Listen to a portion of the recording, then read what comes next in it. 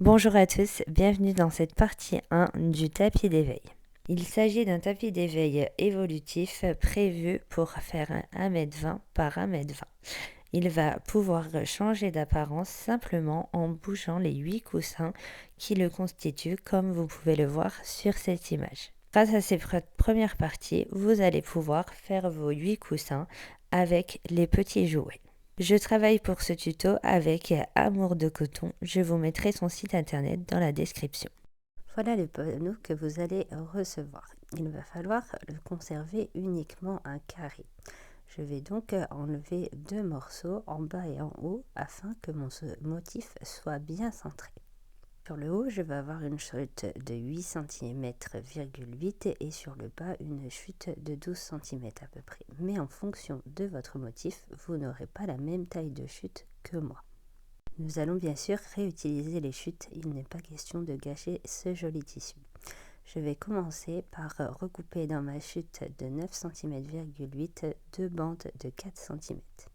C'est tout simple à faire, je vais simplement commencer par plier sur le centre deux bandes de 1 cm, puis à la fin je vais repasser une nouvelle fois pour que ma bande fasse à 1 cm et qu'elle ait des bords propres. Il vous suffira ensuite simplement de faire une couture à 2 mm du bord sur le grand côté. Faire son biais soi-même, voilà, c'est un petit peu long mais c'est vraiment pas difficile et ça va me permettre d'avoir un cordon qui est tout fleuri comme le motif que j'ai et que j'ai conservé. Je vous fais un zoom maintenant de plus près pour que vous voyez bien ce que je suis en train de faire. Donc, je rabats 1 cm sur le centre et une fois que j'ai toute ma bande, je la replie une nouvelle fois sur elle-même. Et il ne vous suffira plus qu'à faire une couture à 2 mm du bord sur toute la longueur.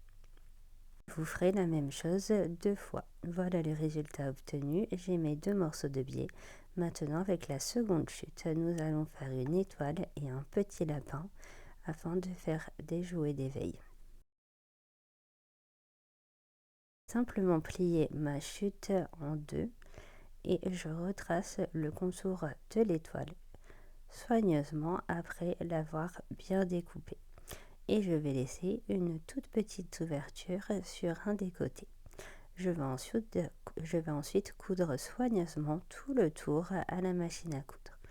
Allez-y progressivement, placez bien votre étoile sur, le trait que vous avez effectué devra se trouver pile au milieu de votre pied de biche et vous allez avancer très progressivement. N'hésitez pas à utiliser, pour être bien précis, le volant de votre machine plutôt que votre pédale. Je fais maintenant exactement la même chose pour le petit lapin. Je le repasse soigneusement. Mon tissu est bien plié en deux et j'essaie d'être au maximum dans mes jolies fleurs pour utiliser les plus beaux motifs de ma chute. Une fois que vous avez cousu le tour de votre étoile, ce qui va être important, ça va être de bien dégarnir et cranter les arrondis.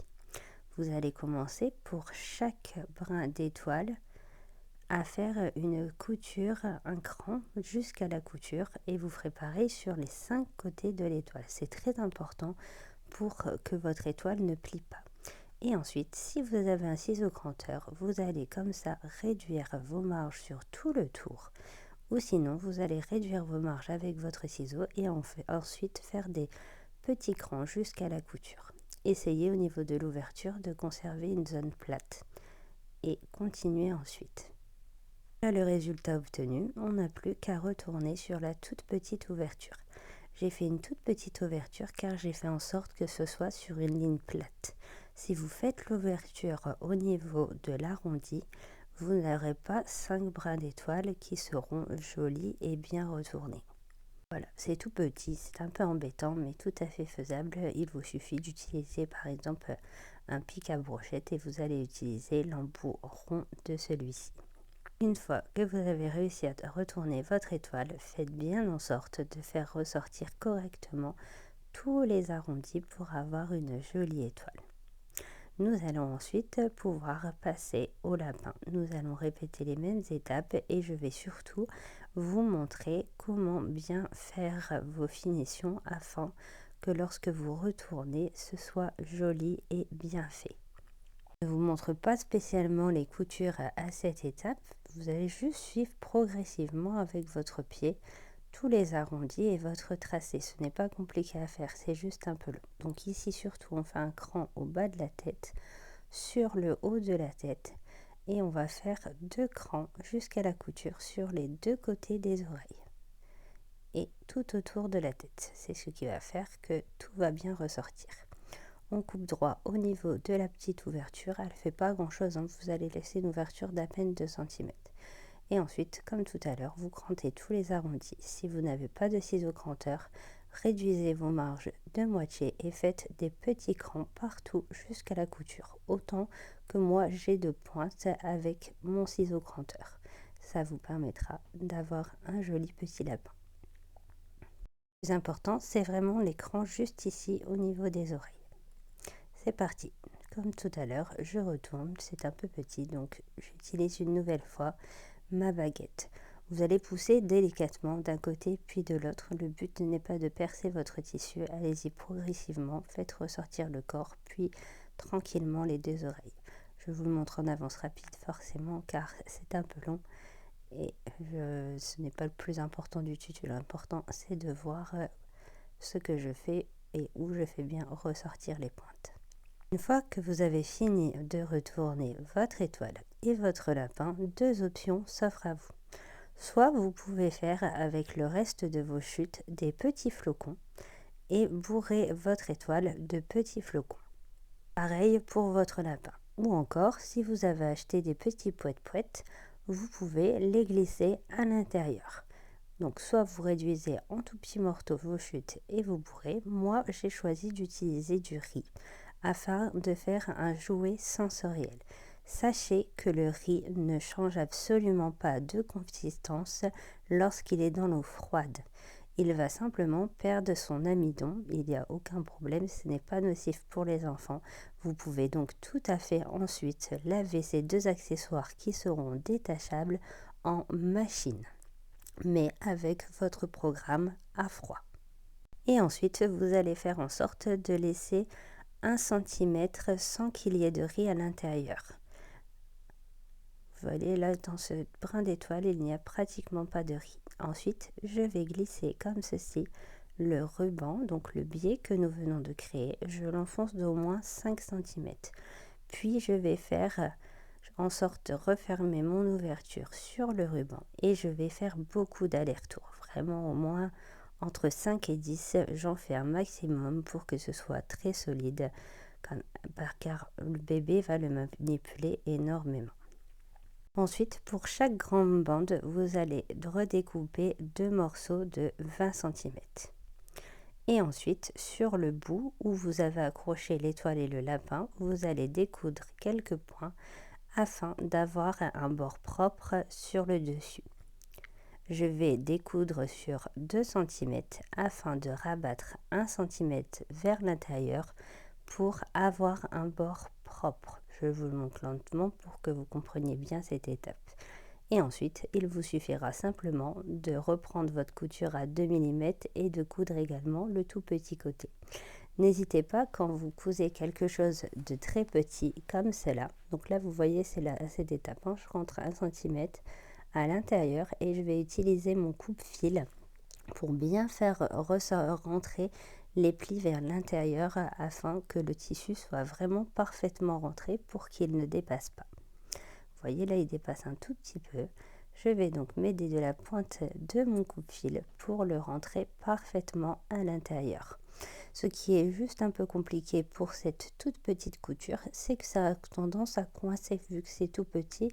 Le pied n'est pas vraiment entraîné, donc n'hésitez pas sur la petite largeur de votre biais d'1 cm à démarrer votre couture à 5 mm, faire des points arrière, puis repartir en avant. Ce sera beaucoup plus facile de le coudre de cette manière. Voilà, j'ai terminé, je vais coudre ici et sur le petit côté. Je n'ai plus qu'à faire exactement la même chose pour la deuxième bande de biais. C'est parti pour le patchwork. Afin d'avoir un panneau d'1,20 m par 1,20 m, vous allez ensuite devoir rajouter du tissu tout autour de votre panneau. J'ai choisi de rajouter du Minky car c'est une matière très douce. Vous avez ici les dimensions des pièces à découper. Au final, je prends du coup des dimensions de 1,22 m pour prendre en compte les marges de couture. Je vous montre maintenant comment assembler votre patchwork maintenant que vous avez les découpes. Nous allons simplement assembler toutes les pièces endroit contre endroit et nous allons commencer pour cela par marquer le milieu de chaque pièce afin de placer correctement toutes nos bandes. Je m'aide pour cela simplement de mon ongle, je marie bien le pli avec mes ongles. Et ainsi, voilà, je vais être sûre de vraiment bien placer ma bande et d'avoir parfaitement marqué le milieu. Et ensuite, on va simplement assembler toutes les pièces endroit contre endroit. Et ensuite, vous allez marquer avec votre doigt le milieu de votre panneau et le milieu de votre bande en Minky. Afin de placer vos deux bandes bien au centre, vous allez les plier en deux, bien bord à bord. Volontairement couper mes bandes de Minky plus grandes. Voilà, je vous ai donné un schéma avec les bandes à découper. Vous le trouverez sur mon groupe Facebook Les Tutos Couture d'Aurore et je vous remets également les dimensions dans le descriptif de cette vidéo. Donc j'ai volontairement du coup, comme je vous disais, coupé le Minky plus grand car le Minky a tendance à bouger, c'est un tissu qui s'étend. J'ai donc pris mon temps, je ne veux pas prendre de risques, j'ai donc coupé, vu que je le pouvais, des bandes de Minky un peu plus grandes. Une fois que je suis sûre d'être bien placée, je vous montre comment le placer si vous avez coupé votre bande au plus juste. Je vous recommande tout de même, même si ça fait perdre un tout petit peu de tissu, de couper au moins les bandes 10 cm plus grandes de chaque côté et recouper ensuite, c'est une sécurité supplémentaire. Vous allez faire en sorte ensuite de ne plus du tout sentir les bulles du Minky. Il faut vraiment que votre tissu soit parfaitement mis à plat et bord à bord avec votre panneau en coton. Et bien sûr, les deux tissus sont placés endroit contre endroit. Et comme là, je vous parlais, les deux petits morceaux de biais de 20 cm qu'on a recoupés, on les placera tout à la fin car je ne sais pas où les placer pour l'instant. Vous allez ensuite simplement faire une couture à 7 mm du bord. Pour faire une couture à 7 mm du bord, il vous suffit de suivre votre pied de biche. Ce n'est vraiment pas compliqué. Par contre, je vous recommande fortement de coudre en vous tournant de l'autre sens, en ayant votre panneau en coton vers vous. Ça sera plus facile vu que le panneau en coton ne s'étend pas. Et ensuite, très très important, quand on fait du patchwork, on ouvre les marges de couture avec le fer à repasser afin d'avoir quelque chose de très propre. Cette étape est obligatoire, il ne faut surtout pas faire une impasse sur cette étape. Je vous montre maintenant parfaitement de plus près comment on écarte vos coutures. Ensuite, je trace parfaitement mes lignes, je fais en sorte d'être super bien alignée avec mon panneau et je les recoupe. Et maintenant, on n'a plus qu'à faire exactement la même chose. On va replacer nos grandes bandes endroit contre endroit. Et je les ai encore une fois volontairement recoupées plus grandes. Épingler un maximum. J'ai pratiquement sorti toutes les pinces que j'avais. C'est le meilleur conseil que je peux vous donner. Plus ce sera épinglé, plus le Minky sera facile à coudre car il aura tendance à s'étendre beaucoup moins. Et faites surtout attention de bien tendre votre Minky avant de coudre. Maintenant, on passe au patron des coussins. Donc, comme je vous en ai déjà parlé, ces deux morceaux de patron, vous les trouverez sur mon groupe Facebook Les Tutos Couture d'Aurore. J'ai recoupé un morceau de blanc d'un des deux feuilles et ensuite les assembler ensemble. Il y a un tout petit cran au niveau des arrondis, il ne faut pas le prendre en compte, vous coupez bien en rond. Et ensuite, simplement, vous allez plier votre tissu en 3 parts égales et vous allez recopier votre patron d'un côté puis de l'autre. Ensuite, vous épinglez bien vos 3 couches de tissu ensemble et vous découpez. Ainsi, vous allez découper toutes vos pièces en faisant comme ceci d'un côté puis de l'autre en un seul morceau. En ce qui concerne le patron, vous imprimez que la moitié du coussin, ça permet de ne pas faire de gâchis de feuilles. Donc je vais maintenant découper soigneusement tout le tour. Attention, si vous avez pris un panneau biche comme moi, je vous ai donné toute la liste du matériel que j'ai utilisé pour ce tapis d'éveil dans le descriptif, n'hésitez pas à vous y rendre. Mon tissu biche là est coupé plutôt droit, il ne fait donc que 50 cm de plus. J'ai demandé 50 cm, j'ai eu 50 cm et demi. Si vous avez la même chose que moi, faites donc bien attention afin de pouvoir couper 6 fois votre pièce, de vous placer le plus aligné possible et le plus possible sur le bas afin de couper en tout 6 pièces, 3 fois, et on va le faire 2 fois. Une fois que j'ai soigneusement découpé tout le tour, je vais simplement reprendre mes tissus et les épingler à nouveau sur le dessus. Et surtout, vous épinglez bien vos 3 couches pour être sûr que les tissus ne bougent pas. Si vous avez des ciseaux de mauvaise qualité, malheureusement, vous allez pouvoir couper uniquement peut-être que 2 épaisseurs maximum. Je vais découper uniquement 6 formes avec vous. Normalement, il en faut 8.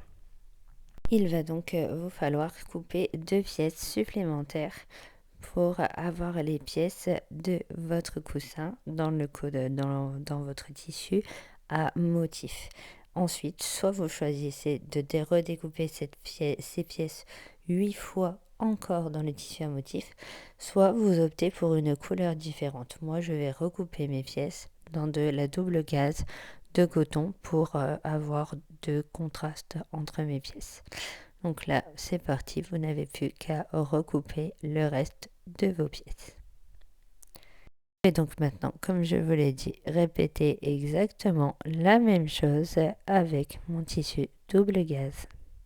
Voilà, nous venons de finir la partie 1 du tapis d'éveil. Dans la seconde partie, nous verrons comment créer les jouets d'éveil, donc n'assemblez pas vos coussins. Et voilà, j'espère que cette première partie vous a plu. Si c'est le cas, n'oubliez pas les petits pouces, un petit commentaire, ça fait toujours plaisir. Et je vous dis à bientôt pour la suite. Bye bye. Voilà, nous